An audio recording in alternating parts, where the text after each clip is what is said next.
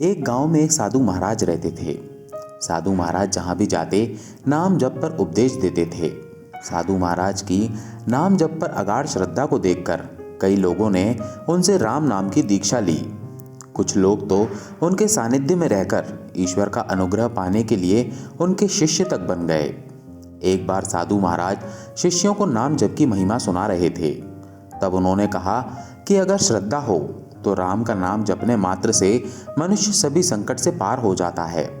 ये सुनकर साधु महाराज का एक शिष्य खुशी से उछल पड़ा। उसे तो मानो हर संकट से उबरने का राम बाण मिल गया।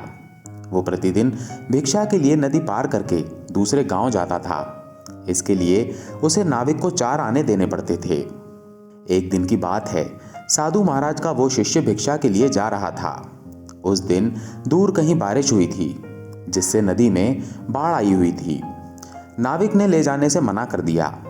तभी शिष्य को गुरु जी का वो उपदेश याद आया, राम का नाम जपने मात्र से मनुष्य सभी संकटों से पार हो जाता है। शिष्य ने सोचा, अगर राम नाम से सभी संकटों से पार हुआ जा सकता है तो नदी पार करना कौन सी बड़ी बात है। लेकिन फिर भी उसे संदेह हुआ, कहीं डूब गया तो। उसने पहले गुरु जी से पूछना उचित समझा। वो वापस गुरु जी के पास गया। बोला, गुरुजी, आज तो नदी में बाढ़ आई हुई है और नाविक ने पार कराने से मना कर दिया। अब क्या करूं? गुरुजी बोले, कुछ नहीं, आज जल पर निर्वाह कर लेंगे। लेकिन जल पर निर्वाह करना शिष्य को मंजूर नहीं था।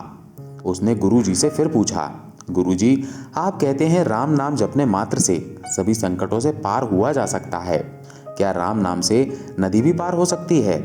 गुरुजी बोले, अवश्य, श्रद्धा पूर्वक लिया गया राम नाम सभी संकटों से पार कर देता है। इसमें कोई संदेह नहीं कि नदी पार हो सकती है। फिर क्या था? गुरुजी की बात सुनकर शिष्य फिर से नदी की ओर चल दिया। शिष्य को पक्का विश्वास तो नहीं था कि वो पार हो जाएगा, लेकिन फिर भी राम नाम की परीक्षा करने के लिए वो नदी में उतरा। उसने एक बार राम बोला और एक कदम आगे बढ़ा तो कुछ नहीं हुआ।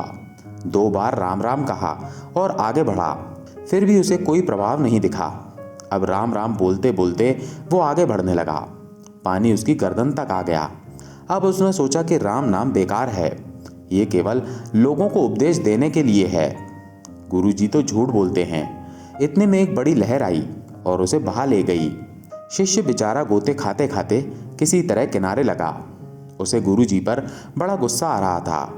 उसने जाकर सारी आप बीती गुरुजी को सुनाई और उन्हें भला बुरा कहने लगा। शिष्य बोला, अरे ढोंगी, पाखंडी, कोई मरे या जिए तुझे कोई फर्क नहीं पड़ता। कुछ भी अनाप शनाप उपदेश बकता रहता है। आज तेरे उपदेश के चक्कर में मैं मरते मरते बचा। ये ले तेरी कंठी माला, आज मैं तुझे पूरी दुनिया के सामने नंगा करूंगा।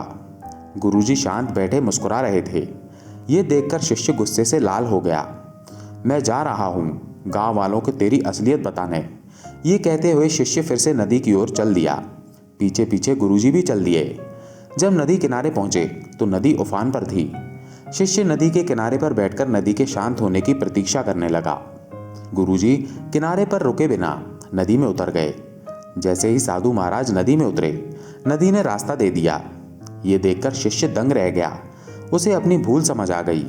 वो पश्चाताप की आग में जलता हुआ नदी में कूद पड़ा।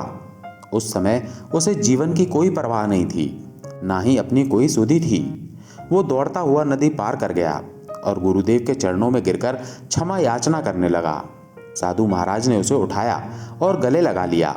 जब उसे सुध आई तो उसने पीछे मुड़कर देखा। नदी ज्यों की त्यों बह रही थी। उसने आश्चर्यपूर्वक गुरुजी से पूछा, गुरुजी, ये क्या रहस्य है?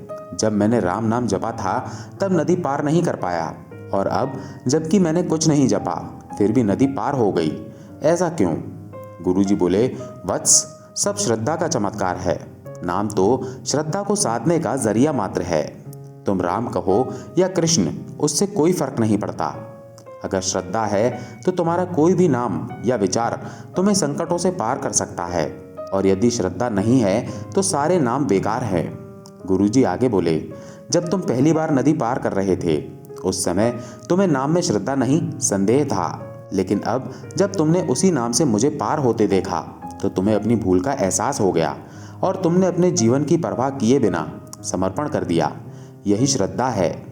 जब श्रेष्ठता से प्रेम, ईश्वर से प्रेम हमारे अंतःकरण में उमड़ पड़े तो समझो श्रद्धा का प्राकट्य हो चुका है। अब आपका इष्ट नाम सार्थक है। श्रद्धा और समर्पण के साथ ही नाम की सार्थकता है। दोस्तों, अगर आपको ये कथा पसंद आई हो तो इस वीडियो को लाइक और चैनल को सब्सक्राइब अवश्य कर लें। धन्यवाद।